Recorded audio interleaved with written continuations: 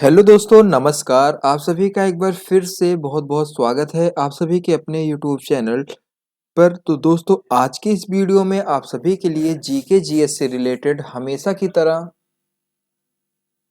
बहुत ही ज़्यादा important class चलने जा रही है। तो जितने भी लोग चैनल पर नए हैं, सबसे पहले करना क्या है, चैनल को सब्सक्राइब करना है, जिससे कि आने वाले क्लास के नोटिफिकेशन आप सभी को आसानी से मिल जाया करें।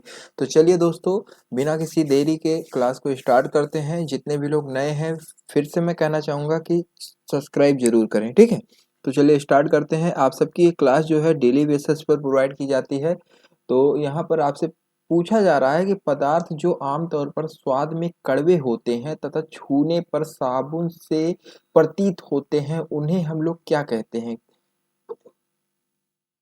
अम्ल, क्षार या आपके सूचक या लिटमस। तो देखिए यहाँ पर कुछ लोगों का मानना है क्षारक।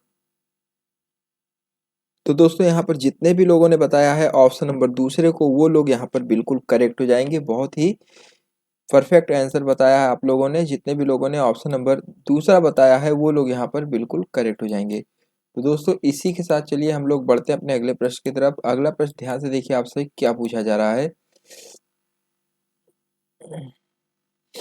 इसको मैं थोड़ा सा और लॉन्ग स्क्रीन कर लेता हूं, जिससे कि आप सभी को और क्लियर दिखे। कुछ समय के लिए खुले में छोड़े गए लोहे के एक टुकड़े पर भूरे रंग की झिल्ली के रूप में अर्जित पदार्थ जो है, वह है जंग, नमक, मिट्टी, धूल। तो दोस्तों, यहाँ पर जितने भी लोगों ने बताया है ऑप्शन नंबर पहले को, वो लोग यहाँ पर बिल्कुल करेक्ट हो जाएंगे। आप सभी को मैं बताना चाहूंगा कि जब हम कुछ समय के लिए खुले में जो है लोहे का टुकड़ा छोड़ देते हैं, तो इस पर भूरे रंग के पदार्थ का एक पतला आवरण चढ़ जाता है, जिसे हम लोग क्या कहते हैं, आम भाषा में जंग कहते हैं, ठीक है। तो यहाँ पर जितने भी लोगों ने बताया है ऑप्शन नंबर पहले को, वो लोग यहाँ पर बिल्कुल करेक्ट हो जाएंगे। अगला प्रश्न आपसे पूछा जा रहा है कि सेल्यूलोज का एक बहुलक है। यहाँ पर आप लोग बताने का प्रयास कीजिए, सेल्यूलोज का जो एक बहुलक है वो क्या है? ग्लूकोज है या सुक्रोज है या आपका फ्रुक्टोज है या गैलेक्टोज है? तो दोस्तों, यहाँ पर जितने भी लोगों ने बताया है ऑप्शन नंबर तीसरे को, वो लोग यहाँ पर बिल्कुल करेक्ट हो जाएंगे। ग्लूकोज आपका यहाँ पर बिल्कुल राइट आंसर हो जाएगा। अगला प्रश्न आपसे पूछा जा रहा है कि धुएं तथा कोहरे से बनी वातावरण में मोटी कोहरे की सतह, मोटे मोटी कोहरे की तरह परत क्या कहलाती है? आप लोग बताने का प्रयास कीजिए भैया, यहाँ पर आपका राइट आंसर क्या हो जाएगा। तो दोस्तों, यहाँ पर आप सभी लोग देख सकते हैं, यहाँ पर जितने भी लोगों ने बताया है ऑप्शन नंबर एक को, धुंध, वो लोग यहाँ पर बिल्कुल करेक्ट हो जाएंगे। देखिए, धुंध होता क्या है, वायुमंडल में एक मोटी कोहरे की तरह होती है, जिसे मोटी कोहरे की आप परत भी बोल सकते हैं। खासकर सर्दियों के समय में आपको ऐसा देखने को मिलेगा, जिसे हम लोग कोहरा कहते हैं आम भाषा में।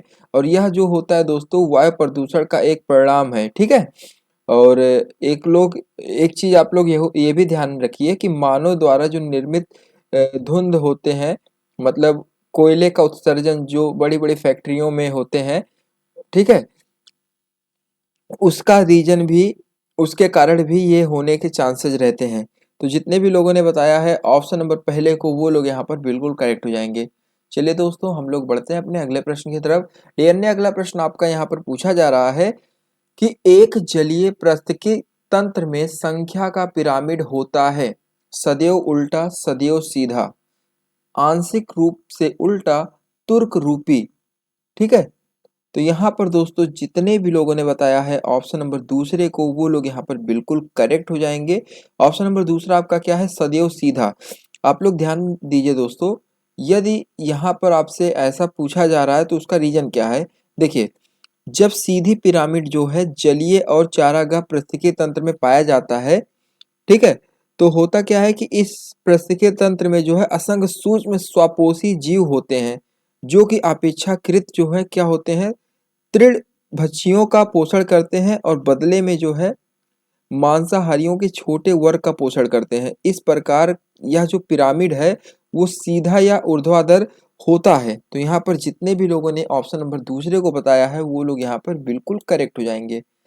अगला प्रश्न दोस्तों आपसे पूछा जा रहा है कि यूनेस्को का विश्व विरासत स्थल जो है रानी की वाव स्थित है। बताइए, रानी की वाव स्थित है, ये प्रश्न बहुत ही इंपॉर्टेंट है। तो दोस्तों, रानी की वाव जो है भारत के गुजरात राज्य में जो है यहाँ पर आप सभी लोग देख सकते हैं दूसरा ऑप्शन पाटन, ठीक है।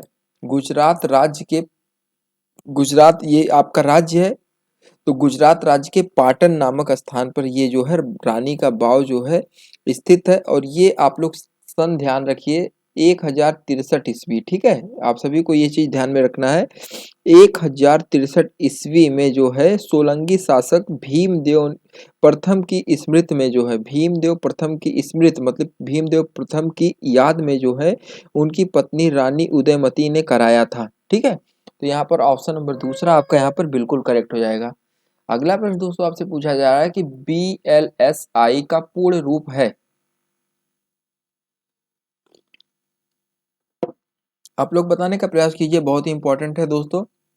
तो दोस्तों यहाँ पर जितने भी लोगों ने बताया है ऑप्शन नंबर पहले को, वो लोग यहाँ पर बिल्कुल करेक्ट हो जाएंगे। वेरी लार्ज स्केल इंटीग्रेशन यहाँ पर आपका बिल्कुल राइट हो जाएगा, ठीक है। वेरी लार्ज स्केल इंटीग्रेशन अर्थात इसका मतलब क्या है, बहुत बड़े पैमाने का एकीकरण, ठीक है। तो यहाँ पर जितने भी लोगों ने ऑप्शन नंबर एक को बताया है वो लोग यहाँ पर बिल्कुल करेक्ट हो जाएंगे। अगला प्रश्न बहुत ही इंपॉर्टेंट है, बहुत ही शानदार प्रश्न है। सिंधु घाटी सभ्यता है, बताइए सिंधु घाटी सभ्यता क्या है। तो यहाँ पर दोस्तों आप सभी लोग देख सकते हैं कांस्य युगीन सभ्यता, ऑप्शन नंबर आपका चौथा वाला यहाँ पर बिल्कुल करेक्ट हो जाएगा। सिंधु घाटी सभ्यता क्या है, कांस्य युगीन सभ्यता। ऐसा क्यों कहा जाता है, ऐसा इसलिए कहा जाता है कि दक्षिण एशिया में जो है उत्तर पश्चिम क्षेत्रों में आज उत्तर पूर्वी अफगानिस्तान जो कि बसा हुआ है पाकिस्तान और उत्तर पश्चिम भारत से है, ठीक है। तो प्राचीन मिस्र और मेसोपोटामिया के साथ जो है यह पुरानी दुनिया की तीन प्रारंभिक सभ्यताओं में से एक थी और तीनों में से सबसे अधिक व्यापक थी। तो इसीलिए कांस्य युगीन सभ्यता जो है वो सिंधु घाटी की सभ्यता से रिलेट करता है। तो यहाँ पर जितने भी लोगों ने ऑप्शन नंबर चौथे को बताया है वो लोग यहाँ पर बिल्कुल करेक्ट हो जाएंगे। चलिए दोस्तों अगला प्रश्न आपसे पूछा जा रहा है कि निम्नलिखित में से कौन सबसे कम कंप्यूटर भंडारण का आकार है। तो दोस्तों यहाँ पर जितने भी लोगों ने बताया है ऑप्शन नंबर चौथे को वो लोग यहाँ पर बिल्कुल करेक्ट हो जाएंगे। देखिए यहाँ पर बात करें 1 मेगाबाइट, ठीक है, 1 मेगाबाइट की बात करें तो ये जो है कंप्यूटर मेमोरी की इकाइयों में सबसे छोटी इकाई है, ठीक है। सबसे कम कंप्यूटर भंडार का आकार किसका है, 1 मेगाबाइट का। और बात करें दोस्तों एक बिट की तो ये बाइनरी अंक है, ठीक है, बाइनरी अंक। तो आप सभी को ये भी ध्यान में रखना है। और 8 बिट्स की बात करें तो ये 1 बाइट के बराबर होता है। तो आप सभी को ये चीज़ ध्यान में रखना है। और आप सभी लोग जानते होंगे कि जो 1024 KB होती है वो आपके 1 MB के बराबर होती है। 1024 KB जो है 1 MB के बराबर होती है। तो ये सब चीज़ें आप लोगों को ध्यान में रखना है, बहुत ही इम्पोर्टेंट है। और 1024 GB की बात करें दोस्तों, ठीक है, 1024 GB की बात करें तो ये आपकी होती है 1 TB, मतलब 1 TB के बराबर होती है, ठीक है, टेराबाइट के बराबर, ठीक है। तो ये सब चीज़ें आपको ध्यान में रखना है, बहुत ही इंपॉर्टेंट है। और आप सभी को पता होगा कि आप सभी लोग डाटा तो यूज करते ही हैं, तो एक दिन में लगभग लगभग 1 GB डाटा मिलता है। तो 1 GB मतलब आपको पता होना चाहिए 1 GB में जो है 1024 MB होता है। तो ये सब चीज़ें आप सभी को ध्यान में रखना है, बहुत ही इंपॉर्टेंट है, ठीक है। 1 GB जो होता है वो 1024 MB के बराबर होता है। चलिए इसी के साथ हम लोग बढ़ते हैं अपने अगले प्रश्न की तरफ। यहाँ पर 1 मेगाबाइट जो है ये कंप्यूटर में जो है सबसे कम आकार का होता है। तो यहाँ पर आप लोग ध्यान में रखिए। अगला प्रश्न आपसे पूछा जा रहा है कि भारतीय संविधान के अनुसार उच्चतम न्यायालय के न्यायाधीश की सेवानिवृत्ति की आयु है। तो दोस्तों यहाँ पर जितने भी लोगों ने बताया है ऑप्शन नंबर तीसरे को वो लोग यहाँ पर बिल्कुल करेक्ट हो जाएंगे। भारतीय संविधान के अनुसार उच्चतम न्यायालय के न्यायाधीशों की सेवानिवृत्ति की आयु 65 वर्ष होनी चाहिए। अगला प्रश्न आपसे पूछा जा रहा है कि पदार्थ की स्वतंत्र उपस्थिति के कारण पदार्थ विद्युत को सुचालक बनाता है। यहाँ पर आप लोग बताने का प्रयास कीजिए आपका राइट आंसर क्या हो जाएगा। तो यहाँ पर जितने भी लोगों ने ऑप्शन नंबर तीसरे को बताया है वो लोग यहाँ पर बिल्कुल करेक्ट हो जाएंगे। ऑप्शन नंबर तीसरा आपका क्या है, सभी कंडक्टर धातुओं के पास कुछ इलेक्ट्रॉन होते हैं जो उनके परमाणुओं के नाभिक द्वारा जो है शिथिल रखे जाते हैं। तो यहाँ पर जितने भी लोगों ने ऑप्शन नंबर तीसरे को बताया है वो लोग यहाँ पर बिल्कुल करेक्ट हो जाएंगे, इलेक्ट्रॉनों। समुद्री गोंडवाना जीवाश्म पार्क अवस्थित है छत्तीसगढ़, राजस्थान, तमिलनाडु, गुजरात। तो दोस्तों यहाँ पर जितने भी लोगों ने ऑप्शन नंबर पहले को बताया है छत्तीसगढ़, वो लोग यहाँ पर बिल्कुल करेक्ट हो जाएंगे। समुद्री गोंडवान जीवाश्म पार्क जो है छत्तीसगढ़ में अवस्थित है। अगला प्रश्न आपसे पूछा जा रहा है कि नीता अंबानी प्रथम भारतीय महिला है जो एक व्यक्तिगत सदस्य के रूप में जो है शामिल हुई हैं अंतर्राष्ट्रीय ओलंपिक समिति, अंतर्राष्ट्रीय पैरा ओलंपिक समिति या अंतर्राष्ट्रीय फुटबॉल संघ या भारतीय ओलंपिक संघ। तो दोस्तों यहाँ पर बात करें अनीता अंबानी की, तो यहाँ पर जितने भी लोगों ने बताया है ऑप्शन नंबर पहले को, वो लोग यहाँ पर बिल्कुल करेक्ट हो जाएंगे। पहला वाला आपका क्या है, अंतर्राष्ट्रीय ओलंपिक समिति। आप सभी को ध्यान में रखना है दोस्तों, बहुत ही इंपॉर्टेंट प्रश्न है ये। और मैं आपको बताना चाहूंगा कि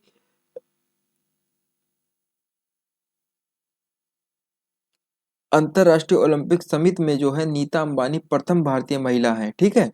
और एक चीज आप लोग और ध्यान में रखिए, बहुत ही ज्यादा इंपॉर्टेंट है, रिलायंस फाउंडेशन के संस्थापक और अध्यक्ष जो है इन्हें बनाया गया है। तो जितने भी लोगों ने ऑप्शन नंबर पहले को बताया है वो लोग यहाँ पर बिल्कुल करेक्ट हो जाएंगे। अगला प्रश्न आपसे पूछा जा रहा है कि प्रभाव के कारण प्रकाश दो माध्यमों के मध्य जो है मुड़ जाता है, बताने का प्रयास करिए। प्रकीर्णन, परावर्तन, अपवर्तन या विसरण, किसके कारण ये मुड़ जाता है? तो यहाँ पर दोस्तों जितने भी लोगों ने बताया है ऑप्शन नंबर तीसरे को, वो लोग यहाँ पर बिल्कुल करेक्ट हो जाएंगे, अपवर्तन के कारण ऐसा होता है, ठीक है।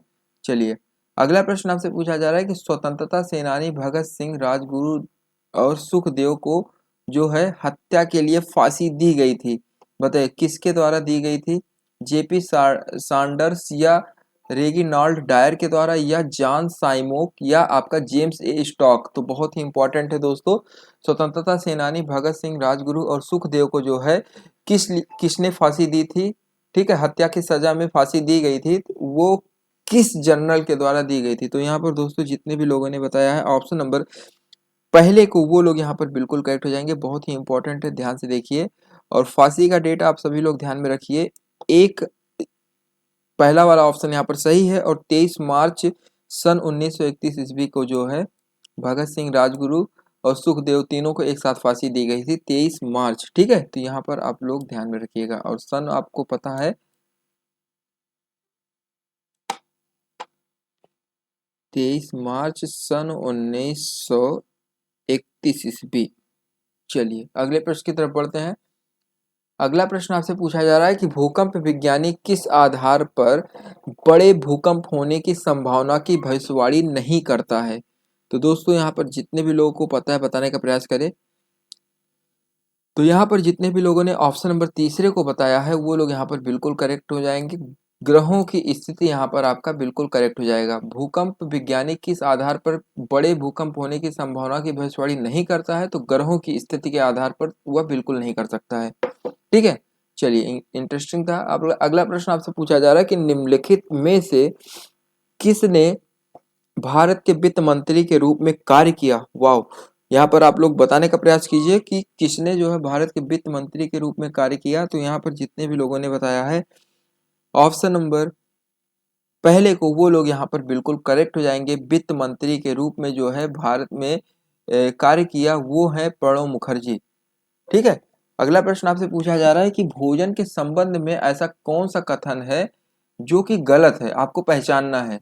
यह एक अकार्बनिक पदार्थ है, यह रासायनिक प्रतिक्रिया से गुजरता है, यह एक कार्बनिक पदार्थ है, यह ऊर्जा उपलब्ध कराता है। तो दोस्तों यहाँ पर आप लोग ध्यान दीजिए, दूसरा ऑप्शन यह एक रासायनिक प्रतिक्रिया से गुजरता है, ये तो बिल्कुल सही है, भोजन तो रासायनिक प्रतिक्रिया से गुजरता ही है। यह एक कार्बनिक पदार्थ है, ये भी सही है। और बात करें यह ऊर्जा उपलब्ध कराता है, बिल्कुल सही है। यह यदि आप भोजन करते हैं तो ऊर्जा तो आपको मिलती ही है। तो मतलब दूसरा, तीसरा और चौथा ये तीनों कथन तो सत्य हैं, लेकिन भोजन के संबंध में पहला वाला कथन आपका सत्य नहीं है।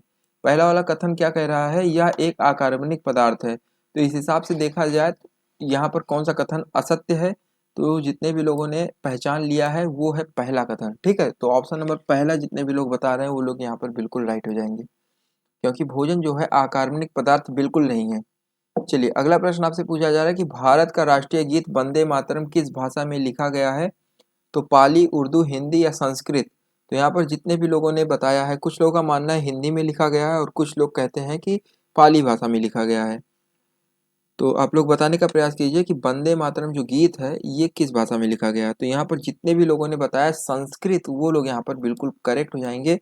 संस्कृत भाषा में लिखा गया है, ठीक है। और सन 1870 के दशक में जो है इसे बंकिम चंद्र चट्टोपाध्याय ने लिखा था और पहली बार जो है ये आपका किसने गाया था, ये लोग आप कमेंट करके जरूर बताएं, ठीक है। मुझे पता है आप लोग जरूर बताएंगे पहली बार इसे भारत में जो है कब गाया गया था, आप लोग बताने का जरूर प्रयास करिएगा कमेंट बॉक्स में, ठीक है। चलिए अगले प्रश्न की तरफ बढ़ते हैं। अगला प्रश्न आपसे पूछा जा रहा है कि 100 को संदर्भित करता है। यहाँ पर बताने का प्रयास कीजिए कि 100 को संदर्भित करता है, यहाँ पर क्या संदर्भित करता है। तो यहाँ पर जितने भी लोगों ने बताया है शरीर रचना विज्ञान के लिए एक मृत मानव शरीर, ये बिल्कुल करेक्ट हो जाएगा। शरीर रचना विज्ञान के लिए एक मृत मानव शरीर, ये जो है 100 को संदर्भित करता है। तो यहाँ पर ऑप्शन नंबर दूसरा आपका यहाँ पर बिल्कुल करेक्ट हो जाएगा। चलिए अगले प्रश्न की तरफ बढ़ते हैं। अगला प्रश्न आपसे पूछा जा रहा है कि पश्चिमी अंटार्कटिका के नीचे उस गहरे स्रोत का क्या नाम है जो नासा, ठीक है, नासा के अनुसार बर्फ के पिघलने के कारण बर्फ की चादर के नीचे झीलों तथा नदियों के निर्माण को समझाता है। तो दोस्तों यहाँ पर जितने भी लोगों को पता है बताने का प्रयास करें। तो यहाँ पर आपका जो राइट आंसर हो जाएगा मेंटल प्लूम, यहाँ पर आपका बिल्कुल करेक्ट हो जाएगा। ध्यान से देखिए, बहुत ही इंपॉर्टेंट है। किस राज्य की सरकार भारतीय महिला क्रिकेट खिलाड़ी हरप्रीत को डीएसपी के तौर पर नियुक्त करने जा रही है? ये प्रश्न मैंने आपको एक बार बताया भी है, बहुत ही इंपॉर्टेंट है। तो हरप्रीत को डीएसपी, ठीक है, डीएसपी आप सब लोग समझ ही रहे हैं। तो इसके पद पर नियुक्त करने जा रही है तो पंजाब, हरियाणा, हिमाचल प्रदेश, उत्तराखंड। तो यहाँ पर दोस्तों जितने भी लोगों ने बताया है, कुछ लोगों का मानना है पंजाब और कुछ लोगों का मानना है हरियाणा। तो उम्मीद है कि यहाँ पर जितने भी लोगों ने पंजाब बताया है वो लोग यहाँ पर करेक्ट हो जाएंगे, ठीक है। तो यहाँ पर जी हाँ, पंजाब सरकार ने जो है अगस्त 2017 में जो है राज्य पुलिस में हरप्रीत कौर को जो है डीएसपी के पद पर शामिल किया। और मैं आपको बताना चाहूंगा कि हरप्रीत कौर ने जो है 115 गेंदों में अविजित 171 रन बनाकर ऑस्ट्रेलिया के खिलाफ भारतीय टीम की विश्व कप फाइनल में पहुंचाया था और भारत इंग्लैंड से कम अंतर से फाइनल में हार गया, ठीक है। तो यहाँ पर आप सभी लोगों को ध्यान में रखना है, ऑप्शन नंबर आपका दूसरा वाला यहाँ पर बिल्कुल, सॉरी माफ करिएगा, आपका ऑप्शन नंबर पहला वाला यहाँ पर आपका बिल्कुल करेक्ट हो जाएगा, पंजाब। अगला प्रश्न आपसे पूछा जा रहा है कि इसरो का वाणिज्य और विपणन शाखा है। इसरो सभी लोग जानते हैं इंडिया की एक स्पेस एजेंसी है जो कि वर्ल्ड में तीसरे नंबर पर आती है और पहले नंबर पर आपका नासा आता है। तो यहाँ पर बताना है कि इसरो का वाणिज्य और विपणन शाखा है। तो यहाँ पर दोस्तों जितने भी लोगों का ऑप्शन नंबर पहला वाला है वो लोग यहाँ पर बिल्कुल करेक्ट हो जाएंगे। एट्रिक्स निगम लिमिटेड यहाँ पर आपका बिल्कुल करेक्ट हो जाएगा। चलिए अगला प्रश्न आपसे पूछा जा रहा है कि किस शहर को यूनेस्को यूएनएचसीओ द्वारा भारत का प्रथम विश्व धरोहर शहर का टैग प्राप्त हुआ? तो आप सब बताने का प्रयास कीजिए, आप लोग बताने का प्रयास कीजिए कि अहमदाबाद, नासिक, नागपुर, अहमदाबाद, यहाँ पर कितने भी कौन सा ऑप्शन यहाँ पर सही है। देखिए अहमदाबाद यहाँ पर डबल बार आ गया है तो ये थोड़ा सा मिस्टेक हुआ है यहाँ पर टाइपिंग में। तो यहाँ पर आप सभी लोग देख सकते हैं पहला वाला ऑप्शन यहाँ पर बिल्कुल करेक्ट हो जाएगा। पहला वाला ऑप्शन आपका यहाँ पर अहमदाबाद बिल्कुल राइट है, ठीक है। चलिए अगला प्रश्न बहुत ही इंपॉर्टेंट है और आज की इस क्लास का ये लास्ट प्रश्न है। आप सभी लोग बताने का प्रयास कीजिए कि किस शहर में चीन ने अपना प्रथम साइबर न्यायालय लोकार्पित किया है? बीजिंग, हांगजो, यहाँ पर संघाई या शेंजन? तो दोस्तों यहाँ पर जितने भी लोगों ने बताया है ऑप्शन नंबर देखिए, कुछ लोगों का मानना है दूसरा वाला सही है। तो यहाँ पर देखिए आप लोग ध्यान दीजिए कि चीन ने जो है 18 अगस्त सन 2017, कब दोस्तों, 18 अगस्त सन 2017, ये डेट आप सभी लोग ध्यान में रखिए। चीन ने जो है इस डेट को जो है अपना पहला साइबर न्यायालय जो है लोकार्पित किया और यह न्यायालय विशिष्ट रूप से ई कॉमर्स के हब के रूप में जो है प्रसिद्ध है, जो कि आपका हांगजो से रिलेट करता है। तो ऑप्शन नंबर दूसरा वाला आपका यहाँ पर बिल्कुल करेक्ट हो जाएगा। चीन ने जो है अपना प्रथम साइबर न्यायालय लोकार्पित कब किया था? डेट याद रखिए 18 अगस्त सन 2017 को, और हांगजो यहाँ पर आपका बिल्कुल करेक्ट हो जाएगा।